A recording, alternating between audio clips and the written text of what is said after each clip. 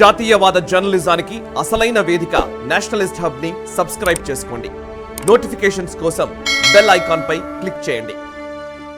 జాతీయ భద్రతా సలహాదారు, రక్షణ రంగ వ్యూహకర్త అజిత్ దోవల్ పదవీ విరమణ చేయనున్నారనే వార్త విస్తృతంగా వినిపిస్తోంది.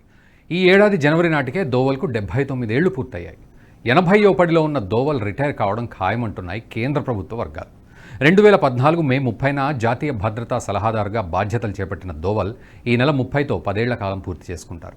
అప్రతిహతంగా 10 ఏళ్ల కాలం పాటు ఎదురులేని విధంగా మినిస్టర్ బ్యూరోక్రాట్గా కొనసాగిన అరుదైన ఘనత దోవల్కు దక్కుతోంది.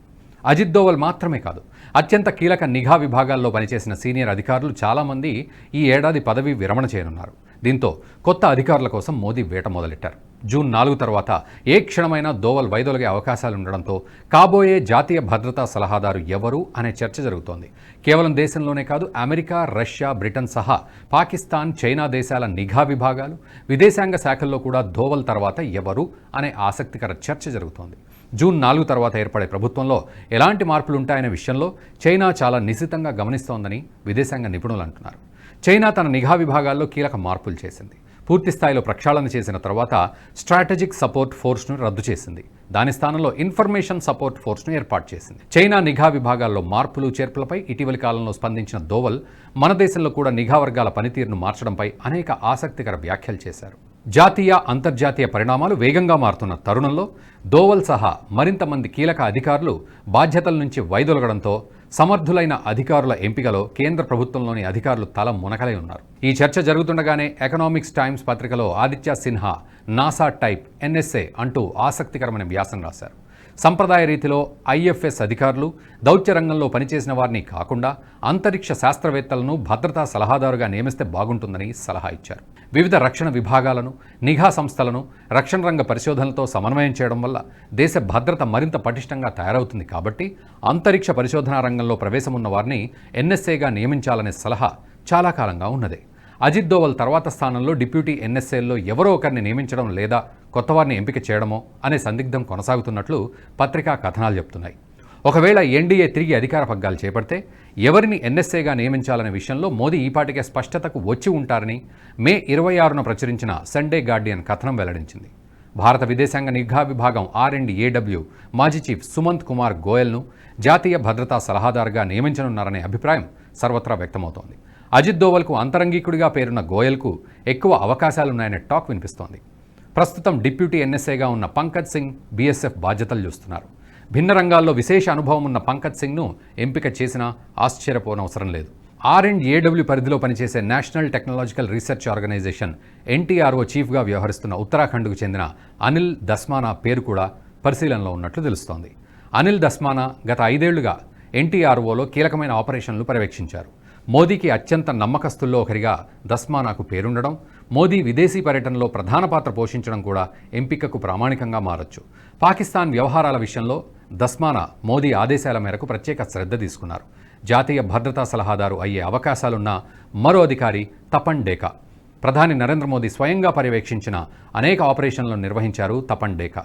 తపన్ డేకా ప్రస్తుతం ఇంటెలిజెన్స్ బ్యూరో చీఫ్గా ఉన్నారు. జూన్ నెలాఖరుతో డేకా పదవీకాలం పూర్తవుతుంది. దీంతో NSA డేకాను నియమించే అవకాశాలు కూడా కొట్టిపడేలేమంటారు నిపుణులు. 2005లో దోవల్ IB చీఫ్గా రిటైర్ అయిన తర్వాత మీడియా సమావేశాల్లో వివిధ వేదికలపై విస్తృతంగా మాట్లాడేవారు. 2014లో జాతీయ భద్రతా సలహాదారుగా బాధ్యతలు స్వీకరించిన తర్వాత పరిమితులు పాటించారు. అవసరమైనప్పుడు అవసరమైన మేరకే స్పందిస్తూ వచ్చారు. అయితే అనిల్ దస్మానా, తపన్ డేకా, సమంత్ గోయల్లు పత్రికాముఖంగా మాట్లాడడానికి ఇష్టపడరు. కేంద్ర ప్రభుత్వ అధికార గణంలో విస్తృతంగా వినిపిస్తున్న మరో పేరు పంకజ్ సరణ్. పంకజ్ సరణ్ 2018 నుంచి 2021 వరకు డిప్యూటీ భద్రతా సలహాదారుగా సేవలందించారు. సీనియర్ IFS అధికారిగా పేరున్న పంకజ్ సరణ్ కూడా జాతీయ భద్రతా సలహాదారు అయ్యే అవకాశాలున్నాయి. గతంలో రీసెర్చ్ అండ్ అనాలిసిస్ వింగ్లో పనిచేసిన రాజేందర్ ఖన్నా పేరు కూడా పరిశీలనలో ఉన్నట్లు తెలుస్తోంది. ఒడిషా కేడర్కు చెందిన ఖన్నా R&AW కౌంటర్ టెర్రరిజం యూనిట్ను ఏర్పాటు చేయడంలో కీలక పాత్ర పోషించారు. ఉగ్రవాద అణచివేత కార్యకలాపాల్లో అందవేసిన చెయ్యి. అజిత్ దోవల్కు వయోభారం అనేది పెద్దగా సమస్య కాకపోయినప్పటికీ సాంకేతికంగా 80 ఏళ్లు నిండిన వాళ్లు NSAగా ఉండటం లేనిపోని వివాదాలకు కారణమవుతుందనే ఉద్దేశంతోనే దోవల్ స్వచ్ఛందంగా వైదొలుగుతున్నట్లు తెలుస్తోంది. ఒకవేళ దోవల్ పక్కకు తప్పుకున్నప్పటికీ సలహాలు, సూచనలు అందించడం ఖాయమనే అభిప్రాయం అంతటా వ్యక్తమవుతోంది.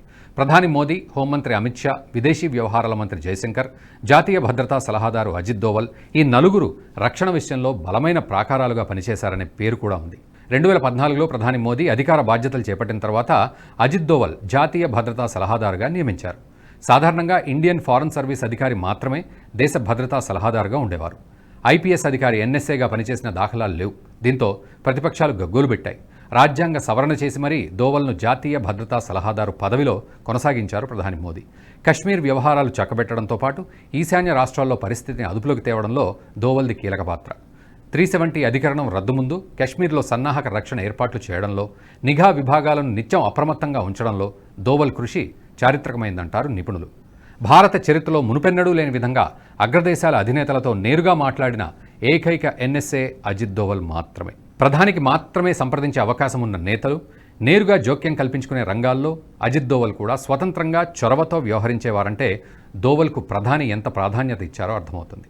మొత్తంగా భారతదేశ చరిత్రలో ఒక ఐపీఎస్ అధికారి సైనిక వ్యూహాలు రచించిన ఘనత, రక్షణ విధానాలు రచించిన ఖ్యాతి కేవలం దోవల్కు మాత్రమే దక్కుతుంది. రాబోయే రోజుల్లో అజిత్ దోవల్ పరోక్షంగా తమ సహాయ సహకారాలు అందిస్తారా? దేశ సమగ్రతలో తమదైన పాత్ర పోషిస్తారా?